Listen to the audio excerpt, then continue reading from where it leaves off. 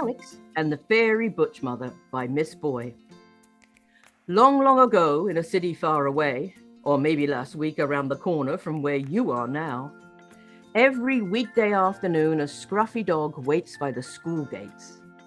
He sits as still as a meditating monk, attention focused on the doors as the kids start streaming through.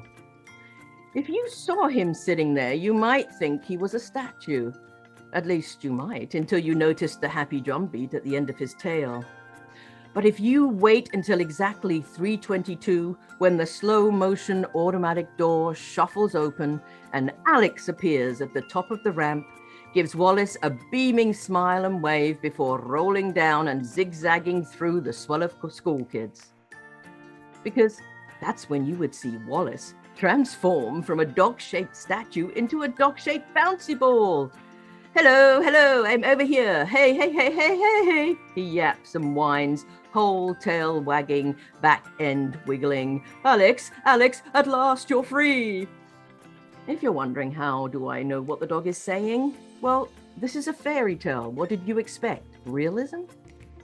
Anyway, on this day, however, the clock in the tower keeps on ticking its tock past 3:22, 3:33, and is kissing 3:43 before the dog sees the telltale glint of sun on silver that announces Alex is coming through the door.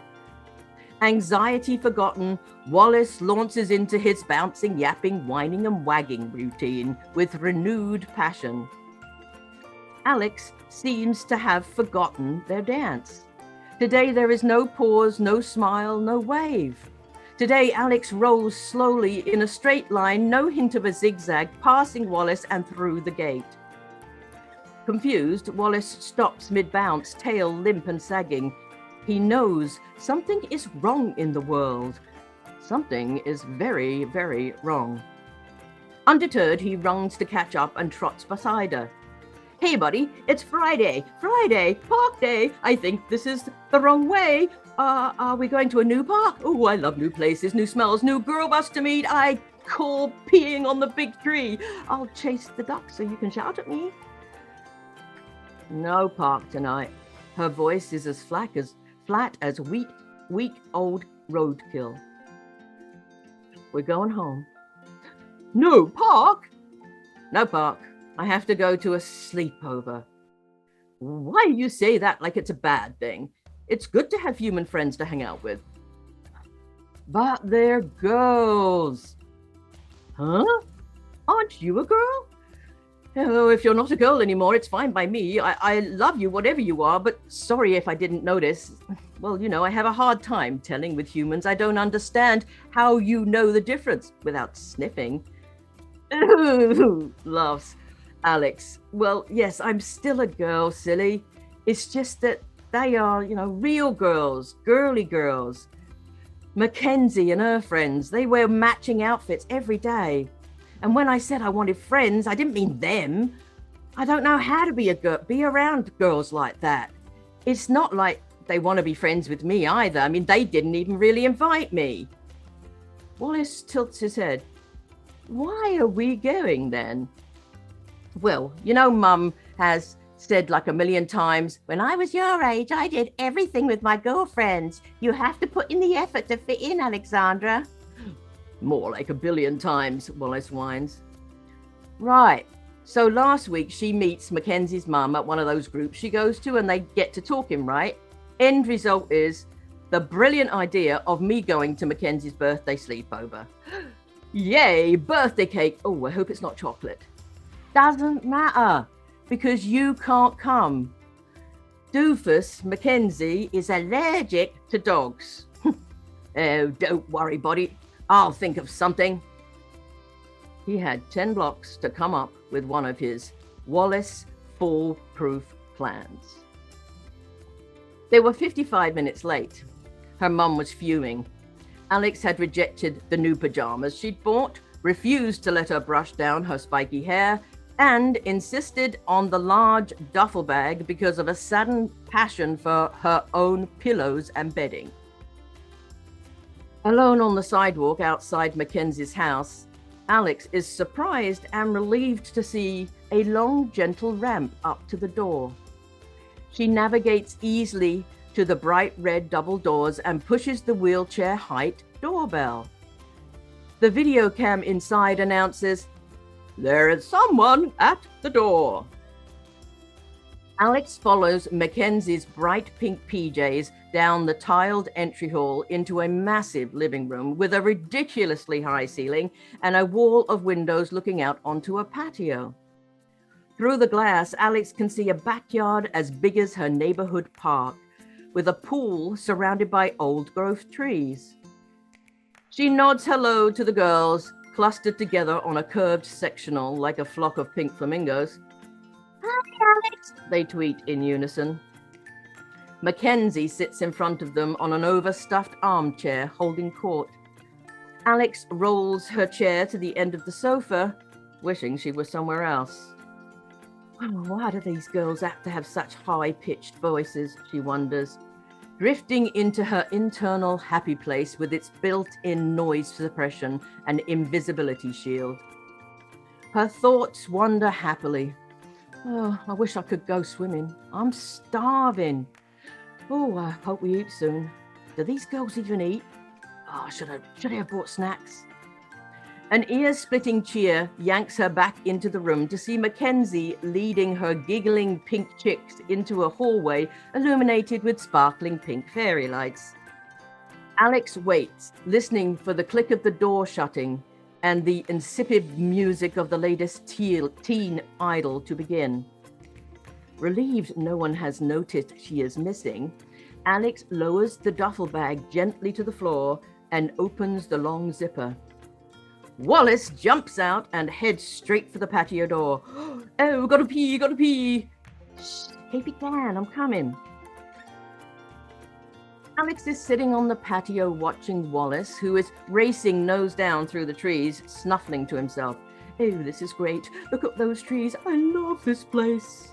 Letting out a sigh, Alex closes her eyes, enjoying the calm of the pool, the sounds of the breeze in the trees, the birds, and most of all, no giggling girls. Wallace, barking, "Hey, who are you?" snaps her out of the moment. Heart racing, she sees something moving toward her through the trees. Starting to panic, now she whistles for Wallace, who at once comes to her side. The feel of him leaning against her leg modulates her heartbeat. She scratches behind his ear and whispers, "Who's that?" "Oh, I don't know. Oh, wait, that's Ricky. She's cool." How do you know that?" "Because she was sitting back there and I kind of ran up to her and she smells delicious, like doggy treats and sweat." This Ricky person was moving quickly, and as they came into focus, Alex recognized the familiar shape of a wheelchair navigating the mini forest with the grace of a Star Wars speeder. "You sure that's a girl?" "Well, you know," says Wallace with a shrug, or at least the dog equivalent of a shrug. "As sure as I can be without sniffing." Alex begins to feel the faint tickle of a memory in the middle of her brain, something Mum had said about Mackenzie's oldest sister. Yes, the sister was an army mechanic. Entranced, Alex can't take her eyes off the woman. She's never seen any woman who looked like this, let alone one with a disability. This woman is marvelous, powerful, and a little bit scary. Her broad shoulders and defined biceps pump the wheels of the chair with the force and grace of a hip-hop dancer. Hair shaved on the sides and faded up into spikes on the top, wearing a black mechanic shirt and a straight red tie, black jeans, and black leather motorcycle boots, the woman glides to a stop beside the pool, between the garage and Alex. Looking first at Alex and then at Wallace, she says, "Nice dog." Her voice reminds Alex of a Swiss hazelnut truffle. Thanks. But his name is Wallace." She stutters for some reason. She was stupid nervous, almost shy. In horror, she realizes she might even be blushing. Wallace, not shy, trots over for an official hello sniff and a possible second treat. I'm Ricky, Mackenzie's sister, and you are? Alex. Why is her voice so high-pitched? Well, hi there, Alex. Nice to meet you. Yes, me too. I mean, you too. What on earth was wrong with her? She never has problems talking to adults. Ricky has a crooked smile. The scar along her jawline pulls her face off center, and Alex decides the scar is part of what makes Ricky so, well, handsome. Ain't you supposed to be with the others? Alex screws up her nose, shaking her head. Well, nah, they're doing makeovers and painting nails. That sounds like my version of hell, laughs Ricky. Right, says Alex. Finally, another girl who understands. If it's okay with you, I'm going to stay out here with Wallace for a while. They haven't even noticed I'm missing. Ricky looks at her, thinking, then says, hey, kid, I'm going to work on my bike for an hour. You want to help me? Did she want to help her? Alex would be happy to help this awesome being with anything.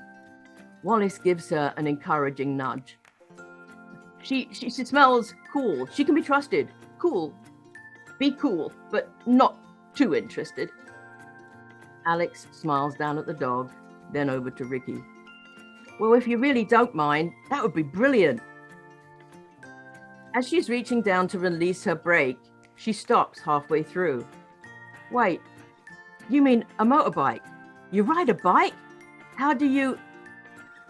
I don't yet, but I will one day. I'm adapting Daddy's old bike into something I can use. So you're like a real mechanic? Not like a real mechanic. I am a real live mechanic, trained on everything from wheelchairs to tanks. Wow, Ricky laughs. That's right, my new friend. Bikes, boats, cars, and cargo carriers. Probably a fighter jet in a crisis. Wow. Well, ain't you adorable? Let's go, soldier. Your training starts here. Quick march, follow me. Wallace, you as well. Come on now, whoop to. Wallace follows Alex and Ricky toward the garage wearing a sloppy-tongued smile as big as his wagging tail. He thinks, oh yes, this was a good plan. It's all right in our world now. Things have worked out very, very right.